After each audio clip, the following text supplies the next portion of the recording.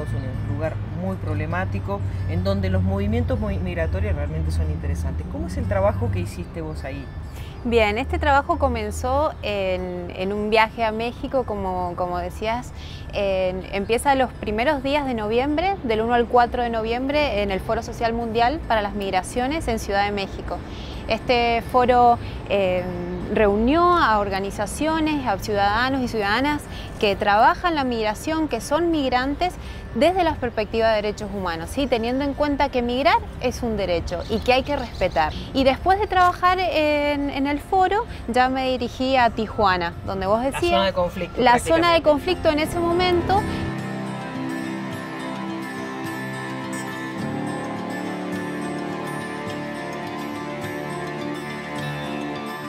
Personas de Honduras, Guatemala, El Salvador que estaban llegando a Tijuana, a la frontera de Baja California. Tenemos que tener en cuenta que México y Estados Unidos comparten 3.200 kilómetros de frontera. Es muchísimo. Para poder también un poco hacer ese traslado, ¿no? Y poder empezar a comparar en este proceso, hablamos que Tijuana es una provincia de frontera, Mendoza es una provincia de frontera. Tijuana es una provincia que en este momento, es una ciudad que en este momento está presentando una situación migratoria extrema. No la podríamos comparar tan linealmente con Mendoza. Y en este caso nuestro muro sería la cordillera, si nos podremos hacer alguna especie de comparación y de paralelismo. Volviendo un poquito también a lo que pasó en Tijuana, en ese momento estaba llegando la caravana, cuando yo estaba arribando, ¿no? Que fueron ya a partir del 5 de noviembre, la caravana empezaba a llegar. No es una caravana, sino que fueron varias caravanas.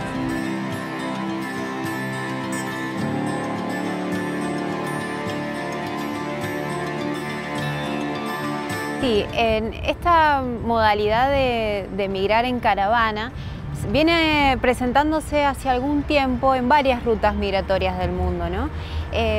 No es la primera vez. No, no es la primera vez. Lo que pasa es que esta caravana, y que se dice la caravana, pero han sido varias caravanas que han salido de distintos países de Centroamérica, han tomado mucha visibilidad en el momento, porque también tengamos en cuenta que era un momento de elecciones de Estados Unidos. Claro, el 6 de noviembre tuvimos elecciones en Estados Unidos. Bueno, Trump se manifestó abiertamente en contra de todas estas personas que iban a querer ingresar a su territorio. ¿Cómo llega una chica tan joven, de 33 años, a este lugar, a Tijuana, a trabajar en esto de las migraciones? ¿Cómo hiciste? ¿Cómo fue? Bueno, yo estudié Ciencia Política en la Universidad Nacional de Cuyo. Después, en el transcurso de mi carrera, tuve la oportunidad de vivir un año en Bolivia. Y a partir de ese momento, me empezó a interesar mucho el tema migratorio. Empecé a entender, ¿no?, esta cosmovisión, las diferentes miradas que hay en una ciudad, en una sociedad, las diferentes voces, ¿no? Y cómo eso lo vas encontrando en los distintos espacios y ambientes donde estás.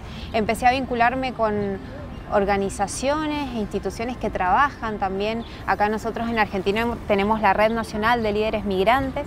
Empecé a entender, ¿no?, que cada uno tiene derecho a decidir y a decir cómo quiere vivir. Y llegué porque además yo estoy acá en el Hogar del Migrante, en el Hogar de los Escalabrinianos, la única casa que tenemos a nivel nacional de los migrantes.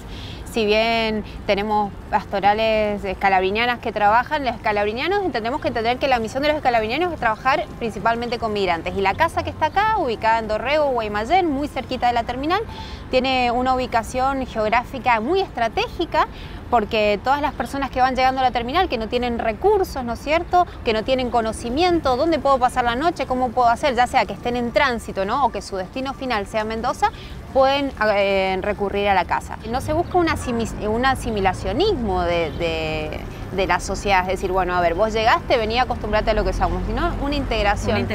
Una confluencia de voces. ¿Qué cosas te impactaron cuando estuviste allí, en ese lugar? Podría definir o podría decir tres cosas principalmente. Primero, la necesidad de generar empatía, ¿no? La migración produce y genera eso, ¿no? genera mucha xenofobia, genera muchas voces en contra, también genera voces a favor. Entonces, primero eso, no, la empatía, ponerse en el lugar del otro. Lo segundo, que la verdad es que me sorprendió y fue como vivirlo en carne propia, no una sorpresa por el desconocimiento, sino más bien una sorpresa de verlo en vivo y en directo, es lo que genera el capitalismo, ¿no? Esta de la cultura del descarte que habla el Papa Francisco cuando hablamos de que por noche, yo y mis compañeros voluntarios hemos recibido muchas veces hasta 40, 50 deportados. Y la tercera es la necesidad de poder generar, pensar y elaborar políticas públicas que tengan que ver con la integración de estas personas, ¿no? Entendiendo que la condición de ciudadanía no tiene que hacer referencia a la nacionalidad, al lugar donde naciste, sino a tu condición de ser humano, esa mirada integral, ¿no? Tengo derecho a vivir en el país donde nací, pero también tengo derecho a salir, a transitar y a llegar a otro país de la manera más digna, garantizando los derechos para el desarrollo.